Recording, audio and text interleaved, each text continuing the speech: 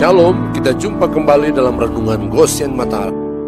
Haleluya, saudaraku yang dikasihi dan diberkati Tuhan. Renungan pagi hari ini bertema dari seorang hamba menjadi anak. Bacaan firman terambil dari Yohanes pasal 8 ayat 34 dan 35. Demikian firman Tuhan. Kata Yesus kepada mereka, "Aku berkata kepadamu, sesungguhnya setiap orang yang berbuat dosa adalah hamba dosa, dan hamba tidak tetap tinggal dalam rumah, tetapi anak tetap tinggal dalam rumah." Dalam Kamus Besar Bahasa Indonesia, kata lain dari budak adalah hamba, jongos. Seorang hamba atau budak dalam kerajaan China sesungguhnya sudah dimulai sejak abad ke-18 sebelum Masehi di masa dinasti Shang. Perbudakan adalah praktik yang tersebar luas di China, dengan anak-anak yang tidak diinginkan dijual kepada keluarga kaya sebagai budak. Seorang budak dikenakan disiplin berat, termasuk eksekusi mati untuk pelanggaran seperti memasuki ruangan tanpa izin atau gagal bekerja cukup cepat jika dia diperintahkan. Budak tidak memiliki hak, tidak ada perlindungan hukum, dan tidak ada status sosial. Tragisnya, nasib budak pada zaman kerajaan China kuno ada yang dikebiri hingga akan dikubur hidup-hidup jika tuannya mati, karena dipercaya akan meneruskan pekerjaannya sebagai budak di alam baka. Budak dalam kerajaan Romawi adalah tawanan perang dan yang selamat dari suku-suku yang ditaklukkan. Mereka adalah tahanan dan jarahan perang yang dapat dibeli di pasar seperti produk lainnya.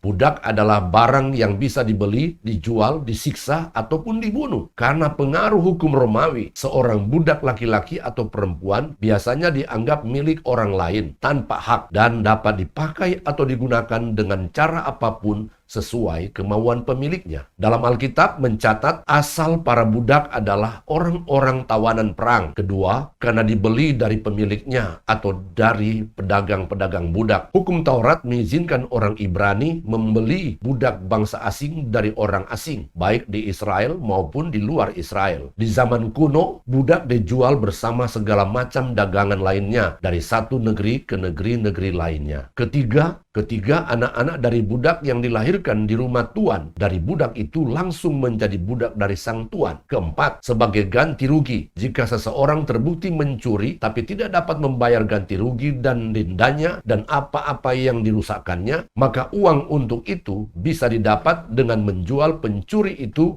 sebagai budak. Kelima, karena tak mampu membayar hutang, pengutang yang pailit sering dipaksa menjual anak-anaknya menjadi budak atau anak-anaknya pengutang itu disita oleh pemiutang menjadi budaknya. Keenam, karena kemauan sendiri, merelakan diri sendiri menjadi budak, artinya menggantungkan diri kepada orang lain untuk menghindari kemelaratan. Ketujuh, karena penculikan, menculik seseorang dan menyerahkan korban penculikan itu untuk menjadi budak. Yesus Kristus menjelaskan kepada orang-orang Yahudi yang sudah percaya kepadanya bahwa seorang yang berbuat dosa, maka ia adalah hamba dosa yang diperbudak oleh dosa. Dan seorang hamba adalah seorang yang tidak punya hak apapun di dalam rumah tuannya, kecuali apabila ia seorang anak. Yesus pun memberitahukan kepada mereka bahwa mereka harus dimerdekakan dari seorang hamba untuk menjadi seorang anak. Caranya adalah mereka harus mengetahui kebenaran, yaitu firman Allah itu sendiri yang adalah Sang Anak Allah. Hanya kebenaran yaitu Yesus sendirilah yang bisa memerdekakan. Yohanes 8 ayat 32. Dan kamu akan mengetahui kebenaran dan kebenaran itu akan memerdekakan kamu. Yohanes 8 ayat 36. Jadi apabila anak itu memerdekakan kamu, kamu pun benar-benar merdeka. Saudaraku yang terkasih, Yesuslah yang sudah menebus kita dari perbudakan dosa, supaya kita diterima menjadi anak Allah saat kita percaya dan menerima Yesus sebagai Tuhan dan Juru Selamat kita secara pribadi. Galatia pasal 4 ayat 5. Ia diutus untuk menebus mereka yang takluk kepada hukum Taurat, supaya kita diterima menjadi anak. Yohanes 1 ayat 12. Tetapi semua orang yang menerimanya diberinya kuasa supaya menjadi anak-anak Allah, yaitu mereka yang percaya dalam namanya. Amin.